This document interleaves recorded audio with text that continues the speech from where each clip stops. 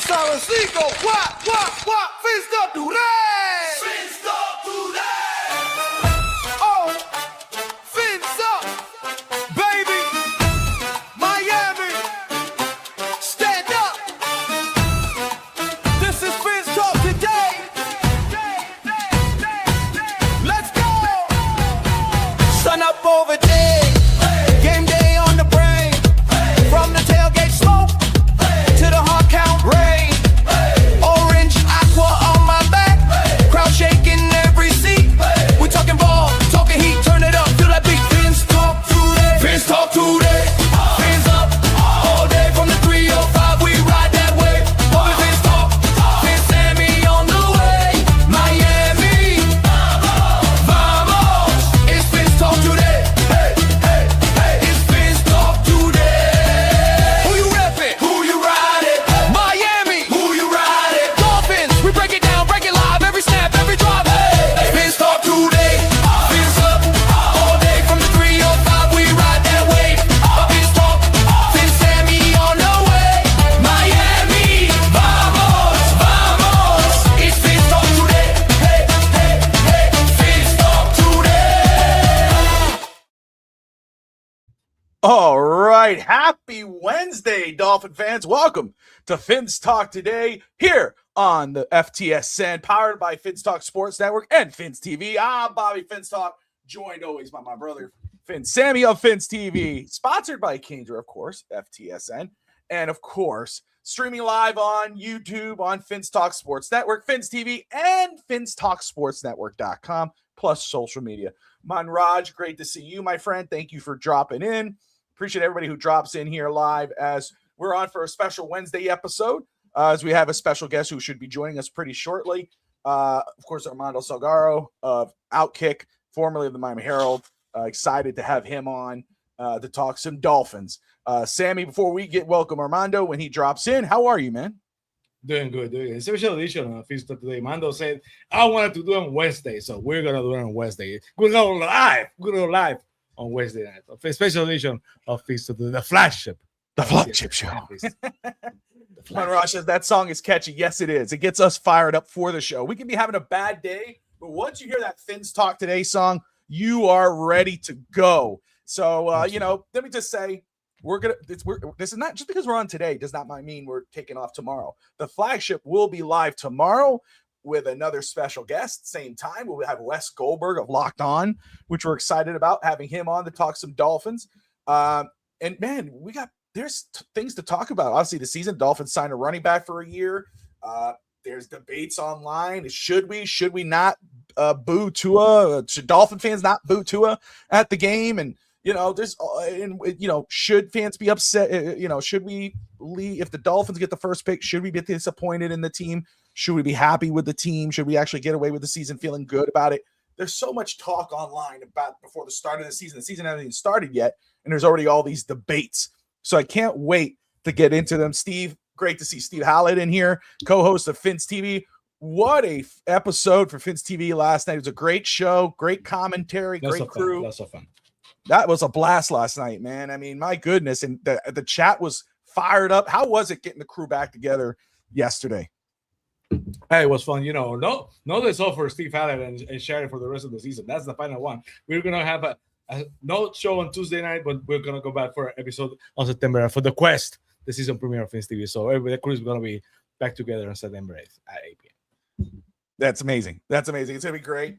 You guys, of course, catch Fins TV. You're probably watching this. You can be watching this on Fins TV right now. And if you happen to be passing by and you see this episode and you're watching Fins Talk Today on subscribe to the channel. Then hop on over to Fins Talk Sports Network and subscribe there as well. Manraj, do me a favor, brother. Go to FinsTalkSportsNetwork.com on your computer, okay, and sign up for the community page. That way we can communicate. You can debate Dolphins topics, any sports topic, draft, hog dog. How you doing, my man? Fins up. Great to see you.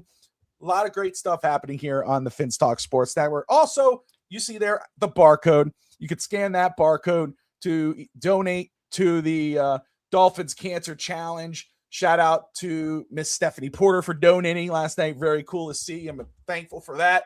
Got the Soul Flow Sports Show Great to see them. You could go check them out as well. Go subscribe to the channel. If you can't find their channel on YouTube, hop over to FinnsTalkSportsNetwork.com.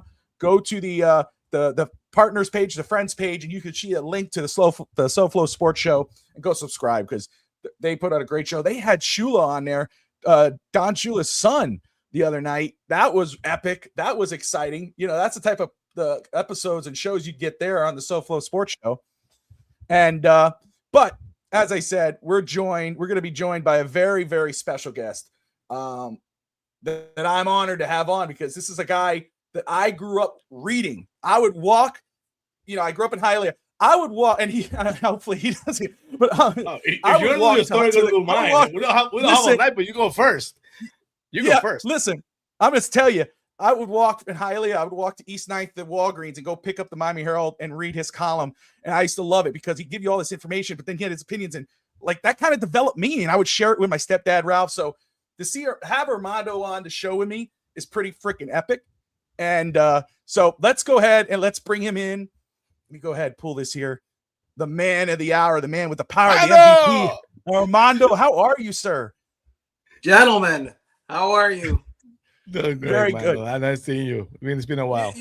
You would walk to in Hialeah. You would walk to wherever it was. You would get your newspaper. You'd read my column and go, "Carajo!" That's right. That's right. I mean, that was like, first of all, I miss newspaper. I know there's still newspapers around, but everybody doesn't go to the newspaper anymore. They go online. I used to love going to pick up the paper, going to the sports section, reading about the Dolphins, reading your column, and of course I followed you around, I see you on social media and, I'd always been a very kind thing. We debate once in here and I remember one of my favorite memories. And I remember calling Ralph, my stepdad, who's gone now. But I remember we were debating something and it was a friendly debate, but you came in through the DMs. I've never talked to you before. You came to DMs and say, "Hey, all love, man. We're just having fun." And I'm like, that was the most coolest thing in the world. So thank you, Armando. What an honor to have you on here, my man. Gentlemen, Dolphin fans, obviously very near and dear to my heart, clearly. Obviously, I've widened the base a little bit in the last 5 years or so, but, it's always going to be you guys. It's always going to be South Florida. It's always going to be, aqua and orange. And so, let's go. Yeah, absolutely. I'm excited to talk Dolphins with you. And obviously, like you said, you covered, it's been 30 some odd years since 1990, you've been covering the Miami Dolphins, covering the NFL. I mean, and not just that, now, you're part of the Hall of Fame and the selection committee. You were instrumental in getting Zach Thomas and Jason Taylor in there. So, man, you're the person to talk to. So I'm excited about this. 3 decades, and I'm going to get right to it. You've seen plenty of regime changes in Miami, right? We all have. Don Shula, Jimmy Johnson, Wannstedt, all the general managers that we've had. I think 11 head coaches, 7 GMs, not including the interims. You've heard it all. You've heard all the opening press conferences, and you could tell what's bull and what's not, or what's real, whatever. Talk to me about your initial impression of Jon-Eric Sullivan and Jeff Hafley. Well, I appreciate that they can put sentences together. Coach, there you go. That's different. Right? I mean, because I've been dealing with, and I have dealt with people who couldn't do that, and that didn't make them lesser coaches. But if you can't communicate what your intentions are, what your hopes are, what your goals are to schlubs in the media and fans, I have news for you. You can't communicate it to your team. Yeah. Because part of the deal of being a leader within an organization is to what? Lead. And you have to be in front of players, in front of coaches. You have to understand the head coach has to coach his staff. And then the staff has to coach the team. The general manager, who is brand new, has to coach the personnel department that he's put together. And then they have to go out and carry out the mission. If those people cannot articulate what it is that they need and want, not only to each other, but to their underlings and then their underlings players. It's a mess from the get-go. The Miami Dolphins have had an issue for, I would say, since 2009, where ownership, God bless Stephen Ross. He has an enormous wallet and he uses it. And he opens it anytime they need it, and that's what he's good for. That makes him a great bank. That doesn't make him a good owner. He hasn't known for a long time what it is that he wanted. He hasn't known for a long time what it is that it takes to win. My hope is that the coming change, where he kind of steps back and his son-in-law steps up, will be, a positive, a net positive. That's yet to be seen. But I am convinced that great teams have to start with ownership. There are very few bad owners that win championships. There are many good owners. In fact, all of them. It's hard to be a bad owner and win a championship. And Stephen Ross hasn't even won a playoff game. So what does that say? I love how you started that with, be able to put together sentences or put out their mission. And, that's one thing that stood out to me about Jon-Eric Sullivan, especially Coach Hafley as well, was, again, we don't know what the end game is. We don't know how this is going to turn out. However, them coming in and to be able to articulate what their goals are, what their plans are, and to be able to, and then kind of lay it all out there and actually follow through, where it's like, hey, there's 4 guys that are pillars to this organization, Aaron Brewer, Patrick Paul, and Devon Achin and Jordan Brooks, and able to actually extend those guys minus Patrick Paul because he's on that rookie deal. And then, goodbye Tua, goodbye Tyreek, goodbye Jalen Waddle. And start from the bottom and say, like, we're here to set a foundation for years to come. Like, to me, I always tell people here on the show, and it's like, we don't know what the end game is, but to me, it feels like they're doing it right. And you brought up Dan Silman, the son-in-law. That's one thing that, we've been through so many regime changes, Tannenbaum and Spillman and whatever, where it's like, it's always like, okay, we're going to fire the coach, we're going to keep the GM. We're going to keep the GM, we're going to fire the coach. And go back and forth. This time, they fire Greer. Takes a little while. They bring in Troy Aikman. They fire McDaniel. It finds out, I guess, Dan Silman had a hand in bringing in Aikman.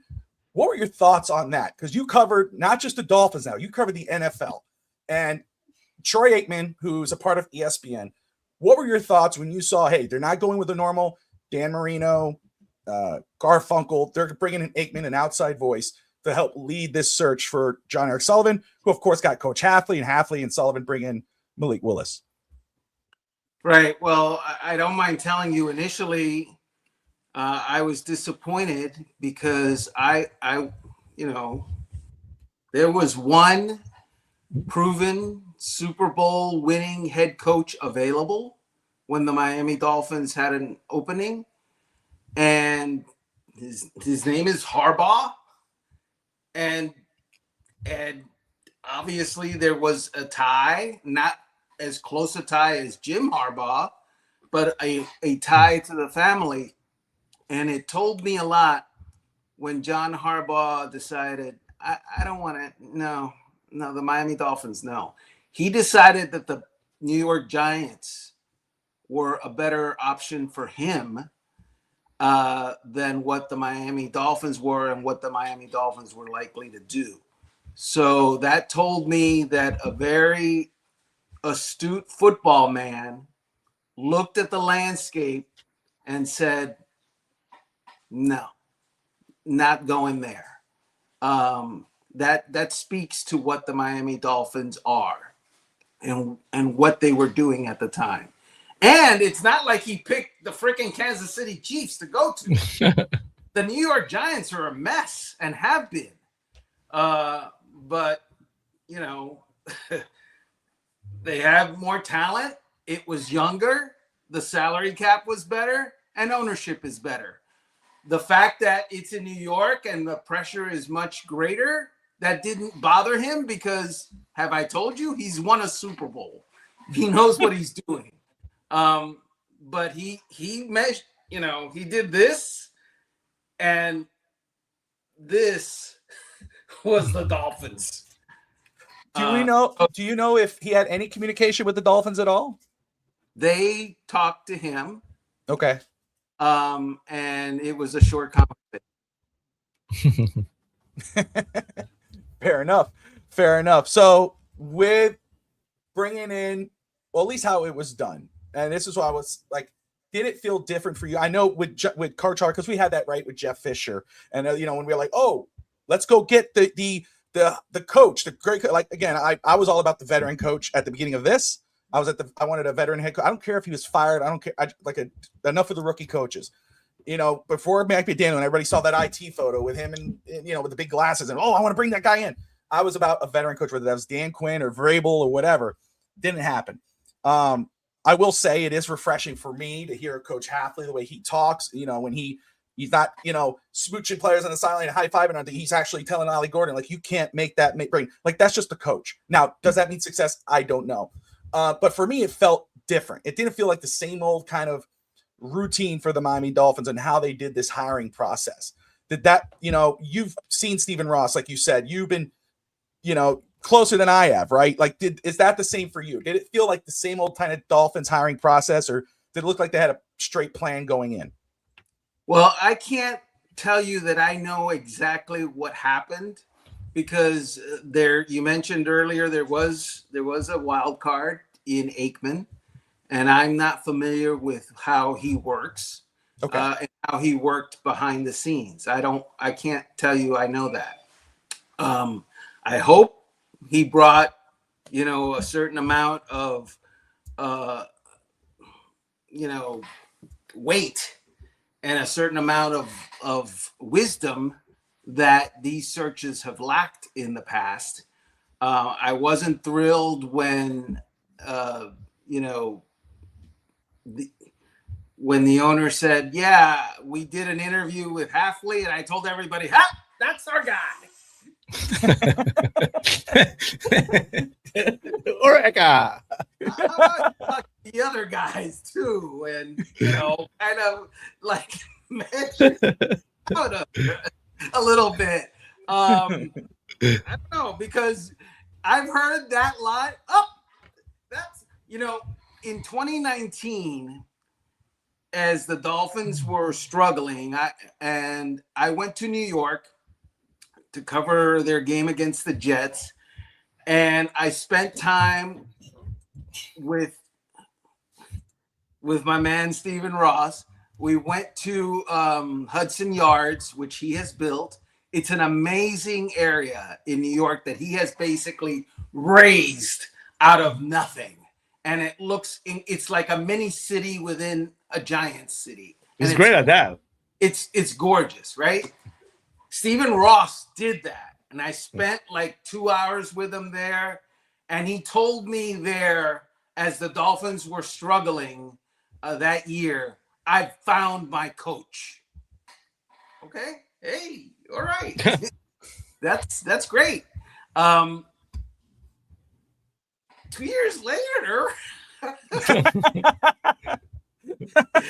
the coach you found, was unfound, and you fired.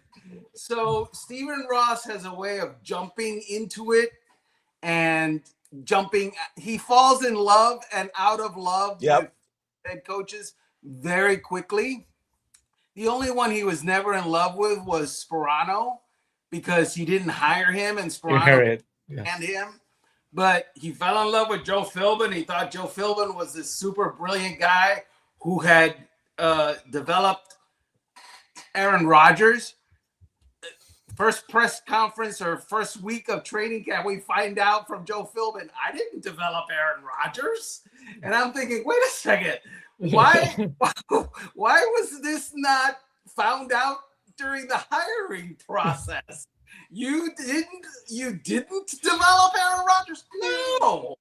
Then why are you here? Right?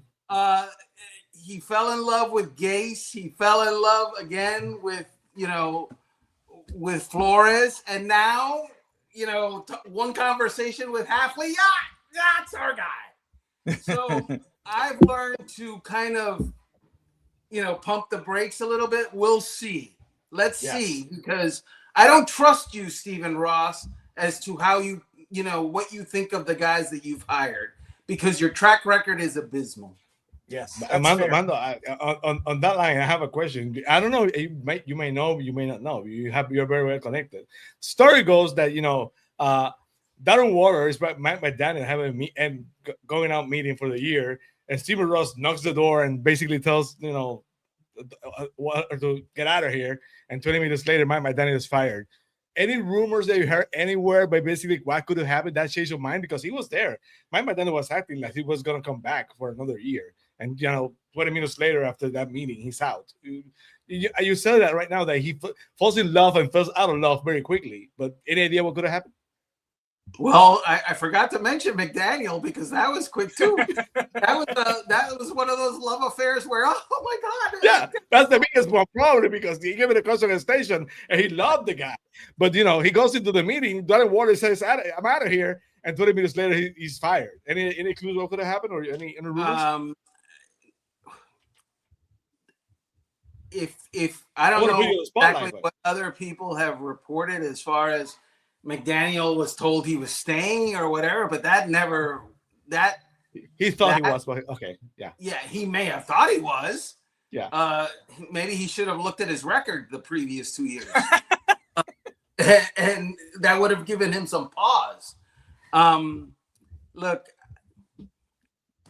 I'll be honest with you. The Mike McDaniel experience was interesting, because Mike McDaniel is an interesting cat, right? He is different. But it has been my experience that there are some guys who were born to be head coaches, and some guys are born to be, coordinators, and some guys are born to be offensive line coaches. And when you get them out of that thing for which they were born to be, they fail. Mike McDaniel was not born to be an NFL head coach. I'm sorry to tell you. I don't want Mike McDaniel as the face of my franchise every day. I don't want him talking to my defense. I don't want him really to be anything other than the mad scientist in the lab, making up plays or whatever, because the formula, yes. I just don't think that's who he is. I've talked to players that were on that team, defensive players particularly, who didn't respect Mike McDaniel. And apparently they weren't alone, because, there were meetings that nobody was, not nobody, but very few people were showing up to. Yeah, that Mike McDaniel called, or that leadership called, and there was accountability wasn't a thing. So, over his head. Let me ask you this here. Just one more about this team this season. Obviously on paper and with the depth issues Miami seemingly has, right? I don't think Sammy and I've discussed this on his podcast, Vince TV, Rainy Day podcast with Adrian. We've all said, nobody should have any real expectations about this team this year. So to me, that's not what this is about. This year is about setting a foundation. But at least that's how I believe. What are your expectations for the Miami Dolphins this year? Do you think there's an ounce of anything that they could surprise somebody? Do you see anything that you go, this might work? Or is it no, we could expect a top 5-10 pick next April? So I want two things out of this Miami Dolphins team at the end of 2026. And going undefeated isn't one of them. So two things. Number one, I want to know if Jeff Hafley can develop players. That's all I want to know. I don't want to know if he can win or not, because I don't think he's going to have a winning record at the end of the season. But I want to know if he can develop players. And this is what I mean by that. He's going to be given a roster, not the one he's got now, but a 53-man roster. the first week of September or whatever it is. And I want those guys to be playing better football, both collectively and individually, in January than what we saw in September. Yes. I don't care that they are not the most talented team. I don't care that they have holes on the roster. I care that guys improve. If guys improve, it's because they are A, gaining experience, B, have the wherewithal physically to do it, and C, the one I'm looking at is they were coached up. Will Jeff Hafley and his staff coach those guys up? For all the things that we have said and thought and you know, gone over with Brian Flores, that AAA roster, that AAA team that started 2019, that wasn't going to ever be good enough to win, they were better at the end of the year than they were at the beginning of the year. They were playing better football. I remember watching Nick Needham in the preseason and calling out Flores for having him on the roster, and he didn't argue with me because the guy sucked. But by the end of the season, he was capable. He was okay. And that's not because Nick Needham had all these amazing skills. It's because he got coached. And he learned and he got better. So can Jeff Hafley, with a team of one-year contracts and young players, raise their level individually and collectively? If he can do that with that bunch, he should be able to do it once the roster is way better. And if he can't, he's not going to be able to do it when the roster is way better. It's as simple as that. You can either do it or you can't. And so that's the one thing on his end. The other thing is Malik Willis. I don't know. I don't know. Nobody knows. Yeah. Right? Nobody Fair knows. The idea that Malik Willis is going to get a year to show them is crap, because he's in a no-win situation, really.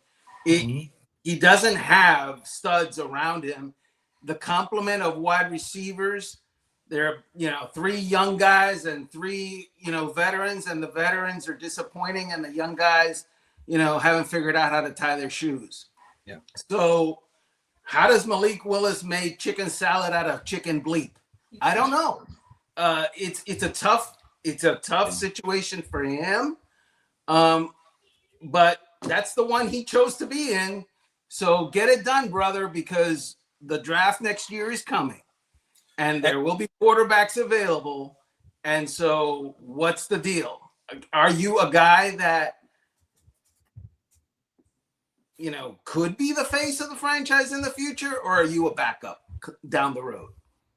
And that's a key word right there. He chose that. He chose Miami because he had other options, but he wanted to come to the Dolphins. And you're absolutely right. He chose. He was, what, they traded Jalen Wall? Did he know? He knew what the plan was. I know how busy you are. I got 2 more for you. And first off, thank you so much, Armando, for taking the time out of your busy schedule to come on here and grace us with your awesome presence. So first off, something that's one more Dolphins one, and I'm gonna hit you with an NFL one. That might be a little easier, depending, But this Dolphin question is not more about the season, but something that's near and dear to all of us Dolphin fans that are out there, and you probably have heard all of it already. I was like, I have to ask Armando about this because he's been instrumental in Zach Thomas and Jason Taylor, and with the Dolphins, he's part of Hall of Fame. Richmond Reb has not made the Hall of Fame yet. Is there an expectation that can we see him in your mind? When do you think we could see Richmond Webb in there, or is there another Dolphin in mind that could possibly make it before him?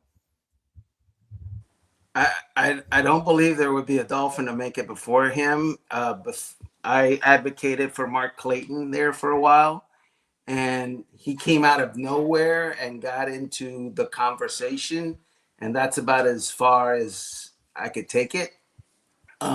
And then he went into the Veterans Committee, and I'm not on the Veterans Committee.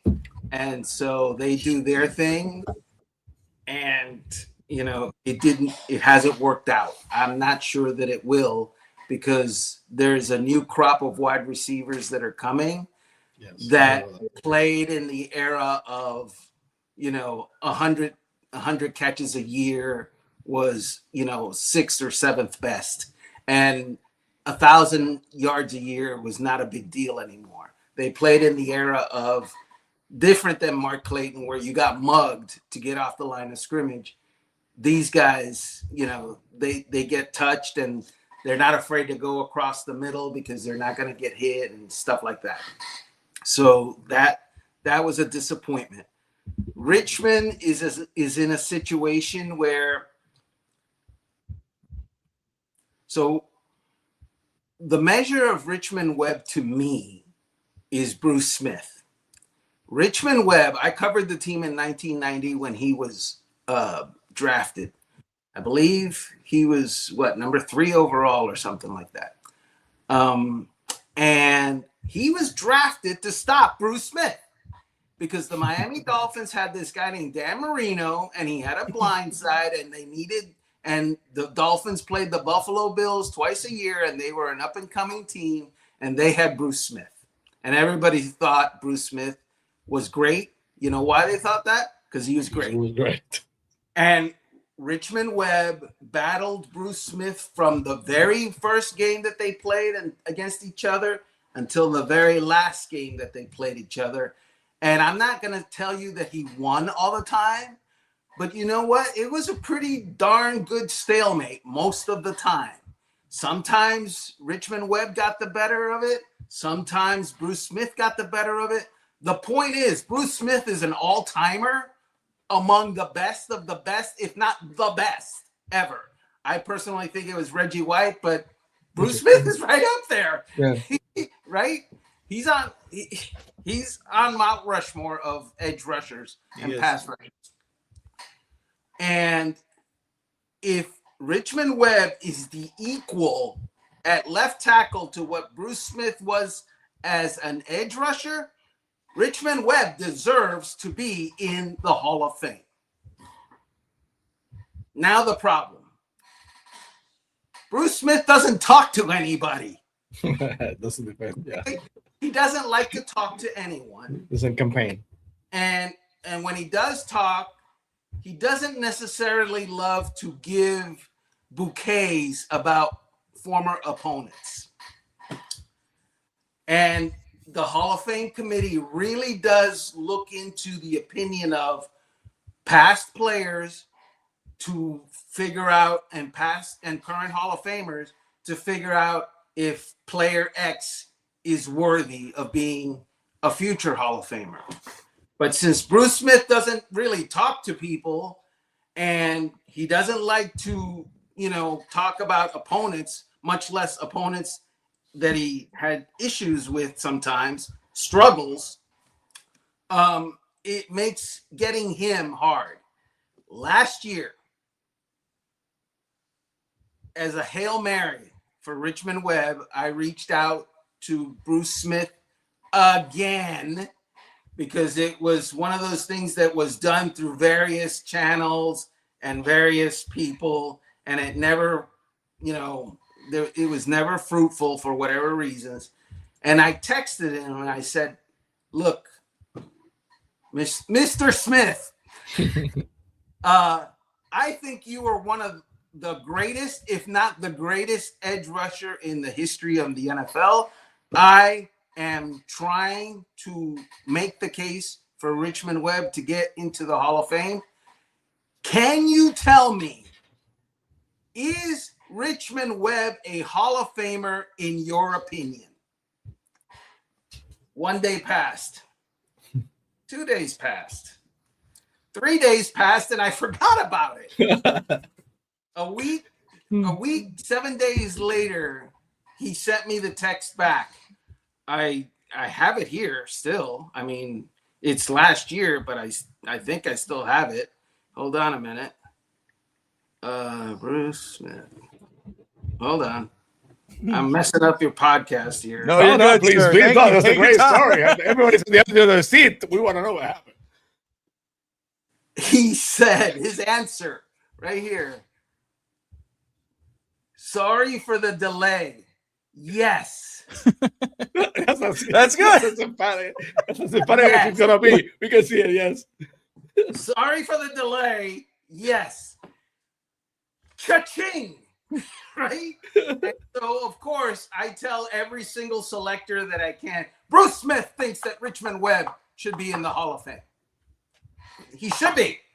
Should be in the Hall of Fame. Unfortunately, not every single selector shares the same opinion. And so that's where we're at. Frankly, it's not getting easier for Richmond. It's getting harder. This is his last year as a modern era finalist. You go 25 years, and then from the day you retire, and then you're in the Veterans Committee. And as I told you before, the Veterans Committee is a mystery, wrapped in enigma, the whole deal, the riddle, all of that crap. So I don't know, but we're gonna try. No, thank you so much for sharing that story. That is amazing, and I appreciate. I know how hard you work to do for those guys, and I was trying when you tell that story. I was trying to remember the center. You brought up how former players, especially their opponents, mean so much, and I'm trying to remember the center of the New York Jets for years. Yes, when he talked about Zach Thomas, I met him here in Nashville. I live out here in Franklin, and I actually was getting a haircut, and he walked in. He was the head coach, or just became the head coach at Lipscomb High School or something, and I thanked him for it. But it made me think of, because it wasn't until, because Zach Thomas was kind of like that for a little bit until Mawai said that, and then it finally went in. And I mean, of course, he deserves to be in. And Zach Thomas and Jason Taylor together. All right, so one last question, sir, and thank you again, everyone watching Fins Talk today here on FTSN. If you just probably the easiest question for you, possibly, maybe not, but you cover the NFL now, so I'm gonna give you an NFL question. Who are your two favorite teams to come out of the AFC and NFC to go to the Super Bowl this year? Oh wow, I haven't thought about it, to be honest with you. Oh, damn it, I'm sorry. Are we talking about the Rams with or without Aaron Donald? Sure, put him in. Sure, yes. That's a good question. Yeah, you're giving them Aaron Donald. Yeah. Because yes. Sure. Because Sam, Sammy did it. Why not? We're not going anywhere. So, just give it to them. Come on. All right. Well, if Sammy is right and Aaron Donald is with the Rams, they went to the NFC Championship last year. They gave the Seahawks the best game that they had in the playoffs. Oh, yeah. And they're going to be better. And they've got, Kansas City Chiefs 2 starting cornerbacks, including Isn't that crazy? A Pro Bowler, McDuffie, and now they're gonna, do they have another good edge rusher that they added this year? Miles something. I don't know. Yeah. He wasn't Cleveland. I don't know. Nobody cares about Cleveland, so probably nobody knows. It could rhyme with Giles Merritt. I don't know, but the point is, that is, I'm gonna be obvious. Yeah, the Rams, right, in the NFC. Way too much. In the AFC, look, I like defense. Okay. Denver plays great defense. That's interesting. Great defense. Yes. And they have a coach that's won the Super Bowl who's not coaching the Dolphins, even though Stephen Ross tried. We tried. Another one. Another one. Yes. Right? Anyway, so I like them. I think Kansas City doesn't have the defense anymore. Chris Jones, I think. Very young team also. Yes. Yeah, it's not Las Vegas. No, the Chargers. And is the Bills window shut, Armando? What are your thoughts? Because Buffalo? It's Josh That's a good Allen, question. and basically, Buffalo is Josh Allen. That's it. When you look at the roster, I wouldn't be surprised if the Bills are better on offense. I wouldn't be surprised if the Bills are worse on defense. That makes a lot of sense. The Brady, yes. So, and believe it or not, Josh Allen might be the best player in the NFL. I think it is. I think it is. He's got a lot to prove because he lost that game last year in the playoffs. I mean, the guy's interception, turnover, drops the football. What's that, dude? Come on. And he has acknowledged that. So there is that. My wild card, my dark horse is the Bengals. If Joe Burrow can stay healthy, watch out. Oh yeah. That's the key thing with the Bengals is if they could stay healthy. That's the key word right there. Because if they stay healthy, that's a dangerous squad. Armando, again, I want to thank you for taking the time to join us here tonight. Here on Fins Talk today. It's for me again. I was to say because it's true. It's an honor for me because again, I grew up reading your stuff, and yes, I worked at that Walgreens later in life, but I worked Hialeah and go get the newspaper, come back and read it. So to be here talking Dolphins with you, I wish Ralph was here to see it. I know he is, but so very cool, my friend.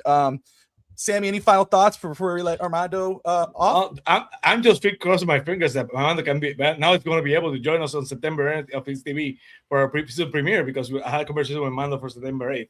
So hopefully he can join me on Fins TV and we can continue the conversation about the Dolphins and what we're looking for the season. But Armando, everybody knows, Bobby knows, everyone knows how great you think you are. You're my personal favorite. Everybody knows. So I always go back for you, and you're always great to us. So thank you for joining. Hopefully, we can see you on September 8th on CSTV on the Quest. It'll be my pleasure, and God bless you guys. All the best to you. Thank you, Armando. Thank you, Armando. Awesome having Armando on, man. He's a great dude. I love Armando. So Armando's always been great to me. Always been great to Fins TV. Mando, he's a character. Just with the fact that he has convictions. When he tells you something, he means it. Well, that's what I was saying earlier. He's not no guy. He wouldn't just give you the story or the news. He'd tell you, he'd seep in his opinion, but it was a justified opinion. There are some guys that do that a lot, but it seems like they're trying to force a narrative where his was more of like, this is my thing. This is what you could think. Yeah. And I love the story about Richmond Webb and Bruce Smith. Yeah. That was amazing. Great story. Yeah. And I love the text message. And that was really cool, man. Really cool to have a whole generation of Dolphins fans saw Zach Thomas and Jason Taylor. Those were their guys. But there's a whole generation of fans like me who were before that, who, with players like Richmond Webb, Keith Jackson, and, so many others that, Richmond Webb was the guy. Every that Keith Simpson and Richmond Webb every Sunday, those guys were a wall. So, I was happy for Zach Thomas, one of my all-time favorites. I was happy for Jason Taylor, but the day Richmond Webb goes into the Hall of Fame is going to be really, really special for a lot of us. Another complete decade of Dolphins football is going to be, vindicated with Richmond Webb gets to the Hall. So hopefully it happens. I know Mando's always working hard, so we'll have to wait and see. Absolutely. Soul Flow Sports Show, great interview. Thank you. Mom, watch it. Bravo. Chris Shula will be a coach next year. I believe so too. Bengals rematch. Scotty says, thanks, sir. Thank you, Armando. Yeah, it could take 40 years. Don't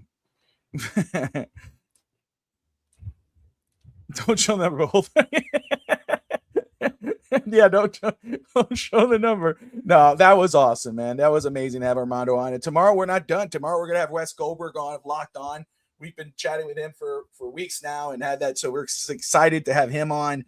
I've had him on in the past talking Heat. So now we're going to have him talk about Dolphins. So you get a double feature of Fins Talk today here on FTSN and powered by FTSN and Fins TV, sponsored by Caneswear. Again, Caneswear, if Miami Hurricanes merchandise, Panthers, Dolphins, Heat, Marlins, anything South Florida sports, go check out Caneswear at 2655 South University Drive in Davie. Or if you're in Tennessee like me, or Puerto Rico like Sammy, or Canada like Finstanza, Delaware like Josh, Caneswear.com. Brett and the crew, great stuff, great staff. put some good stuff Ain't together. Fins Nation great? Fins Nation is everywhere, from Tennessee to Puerto Rico. We're gonna have the Beacon League, which the defending champion. We're gonna have players from Colombia, from Brazil, from Spain, from the United Kingdom. Fins Nation is worldwide, so many fans all over the world. So it's awesome that Kingsburg can ship everywhere. So if you're a Dolphins fan and you need shipment, then they'll find a way to make it happen. So always Kingsburg always great to visit today. So and FTSN. Yes, it is, and I'll tell you too. You talk about all over the place. Spain, we got for FinsTalkSportsNetwork.com in the community page. We got that list is growing, which is exciting to see when somebody else signs up and they actually interact. We got I think the president of the fan club in Spain there as well. So very nice. So it's so he's cool going to be in the see. Beacon League. He's going to be playing. Yes. In the Beacon League. So yeah. That's just again that just tells you about how far the reach is for the Fins Up community. Very exciting. Also, guys, again, as you know, participating in the Dolphins Cancer Challenge. We'll do the 5K next year in February, but we're already raising money to do so. As you can tell, you can use your phone right now, scan that barcode, and you can donate. Again, any amount will be appreciated, from $1 to $100, whatever you would like to donate. It's greatly appreciated. If you can't donate, that's okay. I understand sometimes situations are different.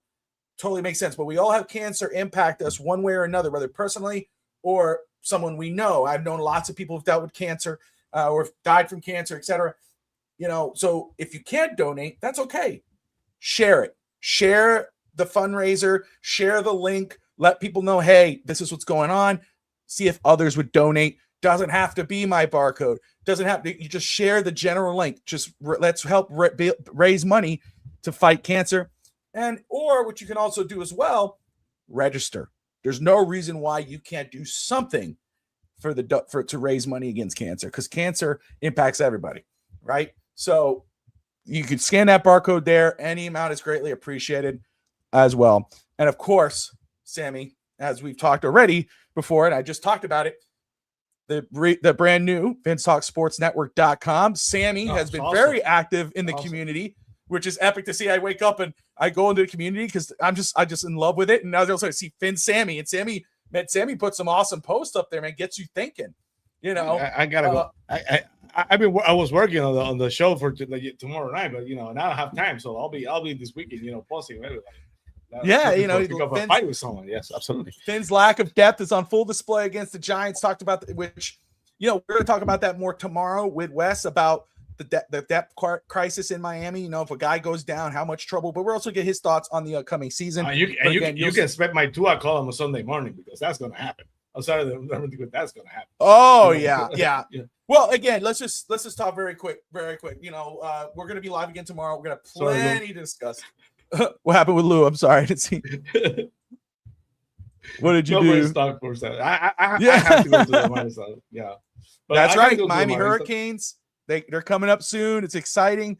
I have no beef with the Marlins. I'm a Marlins supporter. I have no beef with the Marlins. Yeah, the Mets. That's another story, but nobody likes the Mets. But what was I going to say? Tomorrow again, we're going to be live again with Wes. It was just exciting.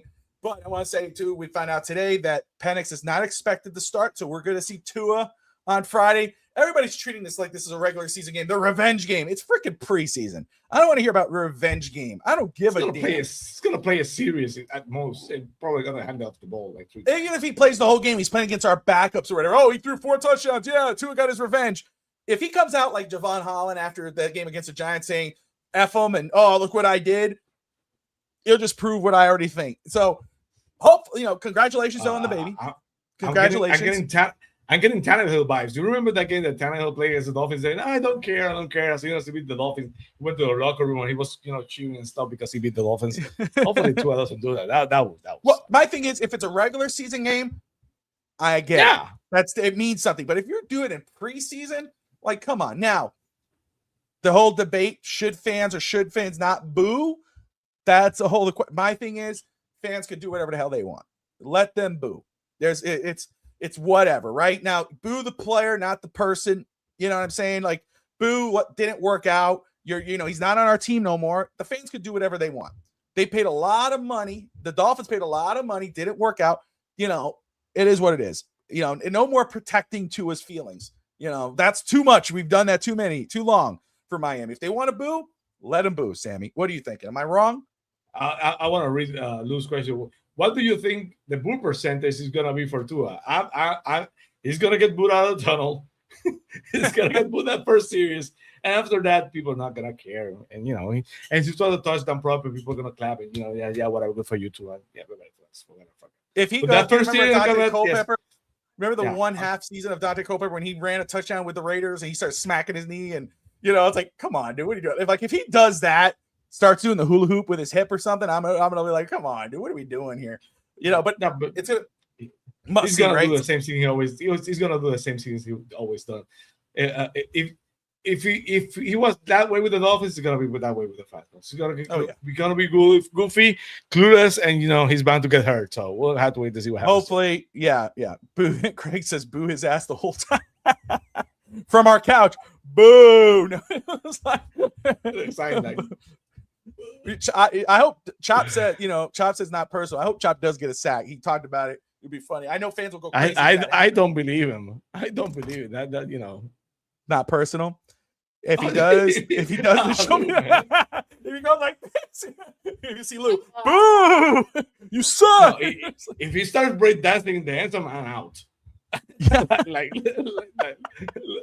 that Jamie McGuire seems. I started, you know, booging the end zone and you know. Break dancing, you know, like my thing is, it, you know, again, it's preseason. If it means nothing. If he comes in here and tosses 4 touchdowns against a bunch of third stringers and bench warmers or whatever, and he's going crazy and nuts, it's like, really, bro? You know, first of all, he hasn't played well in preseason at all. It's been bad, in which I'm surprised. I mean, it's still preseason. I thought Atlanta would, you know, and that still could be the case. Start of the season, Atlanta I thought would be the perfect spot for him. Kyle Pitts, Bijan Robinson, and Drake London, and it might still be the case. So we'll see. But preseason looks like same old Tua from last season, which is not great for Atlanta. So if he comes in here and balls out on preseason game, it's going to look very bad on him. And any kind of fan out there who's still a Tua non guy going to be like, I told you. No, stop. It's preseason, bro. If it was regular season, then he could celebrate all he wants. But preseason, get out of here. Yeah. You know. Well, if he throws 3 touchdowns, he can break out dance all he wants, but he won't. I'm 3 touchdowns against a freaking high school, a practice squad. We deserve to be even the backups should be. We deserve to be breakdowns on if that happens. I don't think that's going to happen either. So we have to wait and see. We'll see. Supposedly, with Penix not playing, we might see a lot of Tua on Friday, but it is what it is. You know, again, it's just a preseason game. Don't hurt anybody. The most important thing for me is not about seeing Tua on the other side of the line. If it was a regular season game, I'm excited to watch it because I want to see if we could beat him and whatever. Preseason, we'll see him on the other side. He gets it. I'll celebrate. If he scores, I'm sure he'll celebrate. Or get sacked, we'll celebrate. I'm excited to see if we're going to see Chris Bell. That's what I'm most excited about. If we get a glimpse of Chris Bell and see if he can make a couple plays and then get him the hell out of there. Get him ready for week 1. Till then, it is what it is. Sammy, my brother, again, Fins Talk today here on FTSN, the Fins Talk Sports Network. People watching live on Fins TV, FTSN, and X and Twitch. Appreciate everybody watching. Again, do me a favor. Hit that notifications bell because we are live again tomorrow. We're going to have another great guest. Wes Goldberg will be here on FTSN Fins Talk today. Excited, same time, same hour, and another great guest with great conversation. You know, we like to keep it flowing here with different questions that are not usually asked, you know, so we'll try to get that done. Sammy, any final thoughts before we wrap this one up? Well, it should be fun tomorrow. You know, it's fun to have Mando on Wednesday night. He's going to be with us for our season premiere. Glad to have Mando. Thank you him again. We'll see you tomorrow. You know, 8 p.m. The flagship, the other place to be Thursday nights and at 8 p.m. Things like today. That's right, Brett. No worries, my man. It's okay. You can always do the rewatch. Armando was amazing. There's a lot of good backstories that he shared about. Oh, that was awesome. Go check it out, and don't worry, my friend. We are live again tomorrow at 8 p.m. Eastern time. Flo, appreciate you. Lou, appreciate you. My primo.